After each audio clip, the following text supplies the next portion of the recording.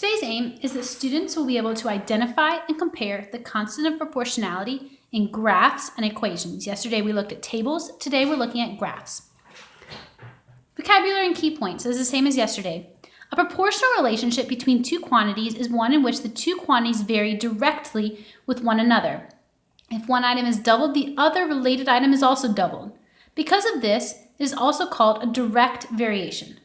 The equations of such relationships are always in the form y equals mx, and when graphed, produce a straight line that passes through the, origin. In this equation, m is the slope of the line and is also called the unit rate, the rate of change, or the constant of proportionality of the function. So let's look at an example. The graph below models the amount of sugar required to make Grandma's chocolate chip cookies. Answer each of the following questions related to the graph. Okay. So here we have our graph. Does the graph show the two quantities being proportional to each other? So are they proportional, and explain. So we have sugar in cups on my x-axis, and we have cookies in dozens on my y-axis. Remember, the two things I always need to check to see if it's proportional are, is it a straight line? Yes. Does it go through the origin? Yes. So the graph does show a proportional relationship. So I'll write, yes, the two quantities, there should be an N in there, quantities are proportional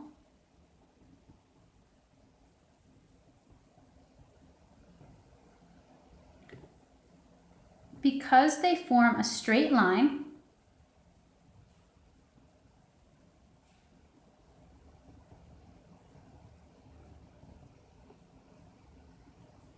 and pass through the origin.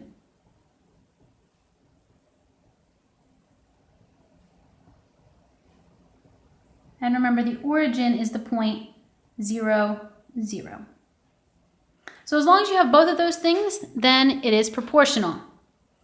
Next it says, record the coordinates of two of the points from the graph in a table. What do these ordered pairs or values represent? So I'm going to need a little table here.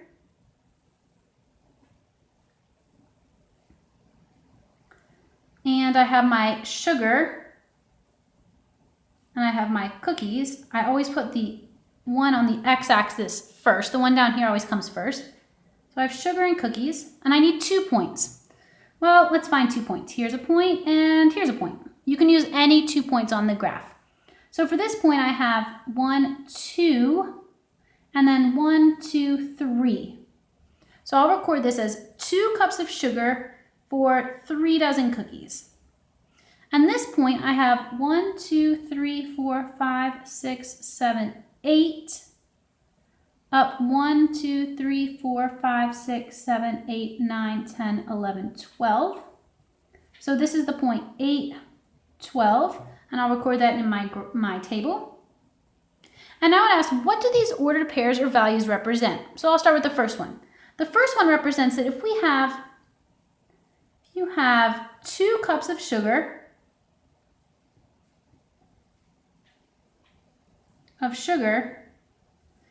Grandma can make 3 dozen cookies. And same thing, if you have 8 cups of sugar,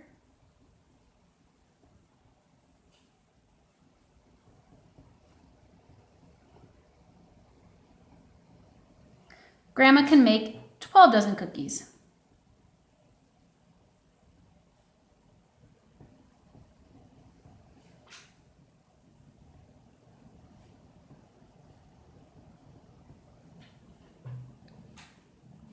Next it says, what is the unit rate and what is its meaning in the context of the problem? So I know unit rate is going to be something per something. Okay? I always want to put what's on my y-axis per what's on my x-axis. So the opposite of my table. So I'm going to have something cookies per something cups of sugar. And I could use any point on my graph. Why don't I just use this one where I have 2, 3. So 2 cups of sugar and 3 dozen cookies. So I'll switch that around and say 3 dozen cookies per, this is dozen cookies, 3 dozen cookies per 2 cups of sugar.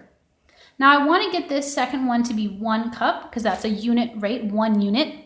So I'll do 3 divided by 2, or 3 divided by 2. Well, 2 goes into 3 one time. 1 times 2 is 2. If we subtract that, we have 1. So this is 1 and 1/2 cup, a dozen cookies per cup of sugar.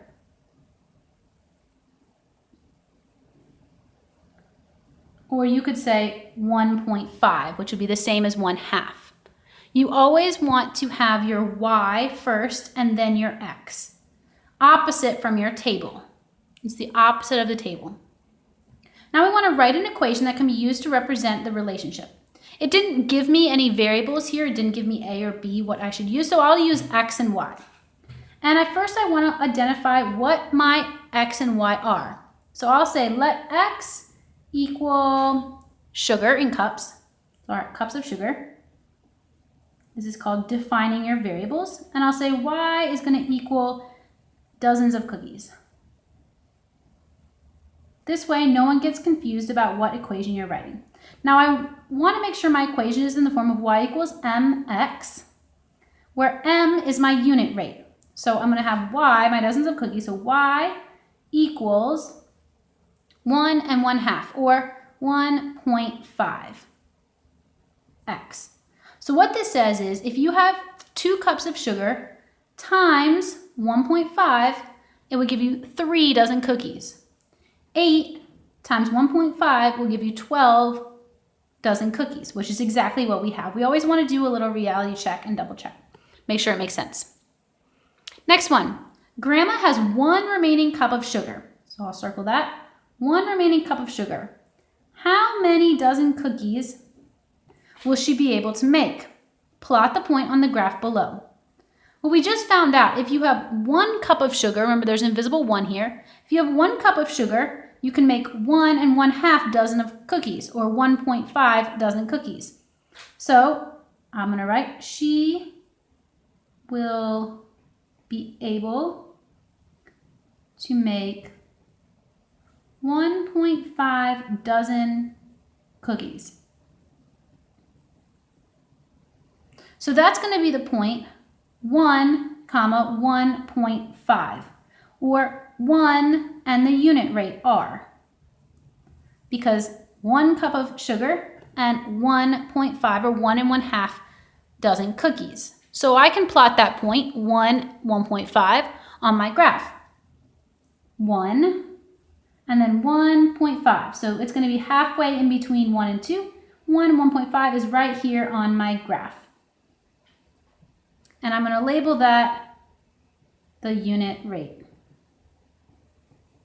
1R, 1, 1.5. R right here stands for my unit rate. Last question.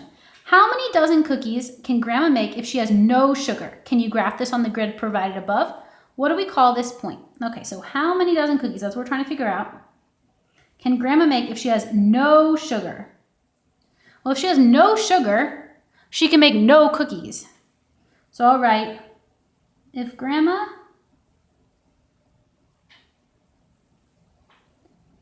has no sugar, she cannot make any cookies. This would be the point 0, 0, or the origin. Right here, 0 sugar, 0 cookies. So we call this would be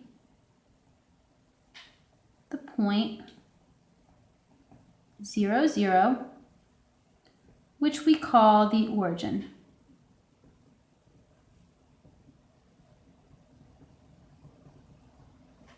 Now it's time for you to practice.